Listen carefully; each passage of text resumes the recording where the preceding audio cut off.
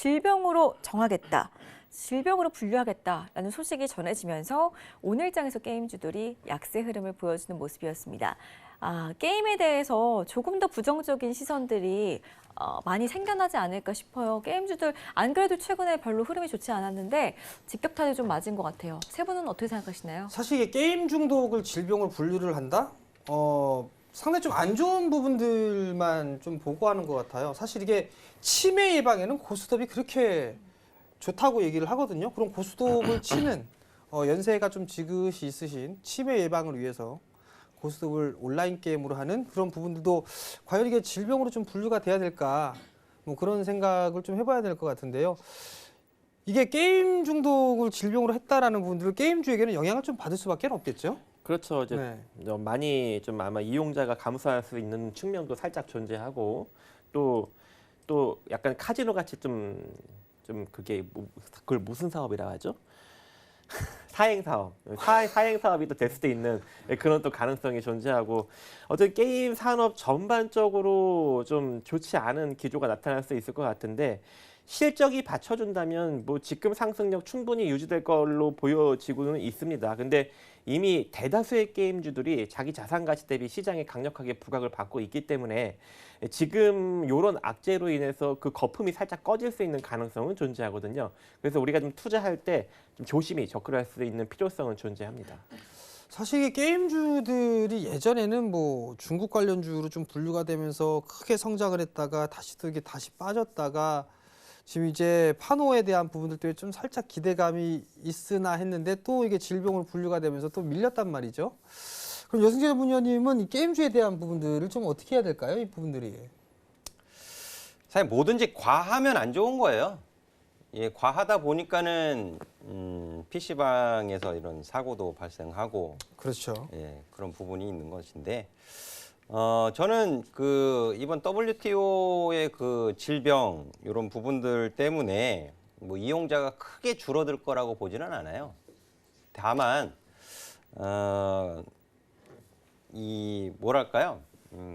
게임 산업 내에서 이제 사실 그동안의 콘텐츠, 그 유료 콘텐츠, 특히 이제 모바일 게임에서 그 유저들의 그 뭐랄까요? 그 지르는 욕구? 그런 거를 자극하기 위한 경쟁 심리를 좀 부추기는 네. 그리고 이제 아이템을 뽑는 거에 대한 확률 이런 부분들이 좀 도마 위에 많이 올랐는데 그런 부분은 좀 자정의 노력을 하지 않을까 뭐 그런 기대감은 좀 들기는 하는데요. 근데 저는 요 게임 중독 질병 분류 요 관련해서 투자의 관점을 조금 이제 뭐랄까요? 좀 돌려서 생각을 해보면 2022년부터 시행 권고란 말이에요.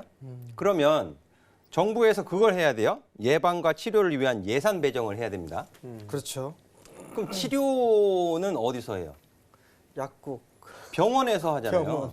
진료 받아야 되잖아요. 그렇죠. 정신과로 그렇죠. 할까요? 해서 제가 이제 그 제약 바이오주들 특히 저희 아버님도 치매를 좀 앓으셨기 때문에 돌아가셨지만 그 정신계 질환, 정신과 쪽 그 의약품은 환인제약이 굉장히 강점을 가지고 있어요. 그래서 이런 부분들을 가지고 그럼 게임주 안 좋겠네라고 그냥 단순하게 걱정하시지 마시고 그럼 항상 모든 일에는 반대급부가 있게 마련이에요. 어느 한쪽이 안 좋으면 어느 한쪽은 좋아진단 말이에요. 그죠? 투자의 힌트를 좀 유연한 사고로 보시면은 그럼 정신신경계통 쪽으로 강점을 가지고 있는 환인제약 같은 경우에는 오히려 좋아질 가능성도 있겠더라. 그렇게 생각하실 수도 있죠. 환인제약이 그 리페리돈이라든지 코에타핀 이런 정신신경용제 이 부분이 2018년도 기준으로 해가지고 매출액의 한 75% 이상을 차지하고 있거든요. 그러니까 리페리돈 같은 경우에는 여러분 잘 아시는 그 사회적으로 문제되고 있는 조현병 이런 부분 그 정신계 질환의 치료제로 쓰인단 말이에요.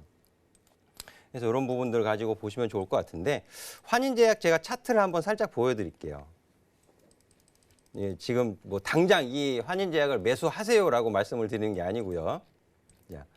이렇게 보시면 주가의 상승이 굉장히 좀 있었잖아요. 2012년도에 한 7,500원 하던 주가가 29,000원까지 올라가기도 했었고 일단 추세 자체가 장기 추세를 보면 좀 우상향에 놓여져 있죠. 그리고 또 이제 쌍봉이 만들어졌습니다. 쌍봉이 만들어지고 지금 주가 조정받아서 내려왔는데 장기적인 관점에서 지금 18,000원 가격을 크게 하회하지 않는다면 현 가격 구간에서 어느 정도 좀 바닥을 잡으면서 횡보 이후에 상승으로의 방향 전환을 보일 가능성이 있으니까 게임 해가지고 게임 관련된 종목들 이거 또 가지고 있는 종목 빠지면 어떡하나 또 그렇게 속상해하지 마시고 이렇게 투자의 힌트를 좀 다양한 각도로 보시면 또 의외의 종목을 또 가져가실 수 있지 않을까 저는 그렇게 말씀을 드립니다.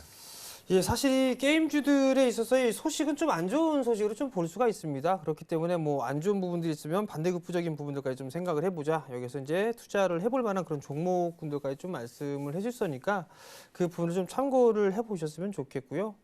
뭐든지 이게 제 투자 중에 말 많고 탈 많은 주식을 일단 안 하는 그런 부분이 제일 난데 그래도 일단 WTO에서 일단 안 좋은 얘기, WHO에서 안 좋은 그런 부분들이 있던 그런 사항들이니까 일단 좀 피하는 소나기를 좀 피하고 보는 전략이 좀 좋지 않을까라고 좀 판단이 되니까 이번 이슈는 뭐 그냥 이 정도로 짧게 좀 마무리를 하도록 하겠습니다.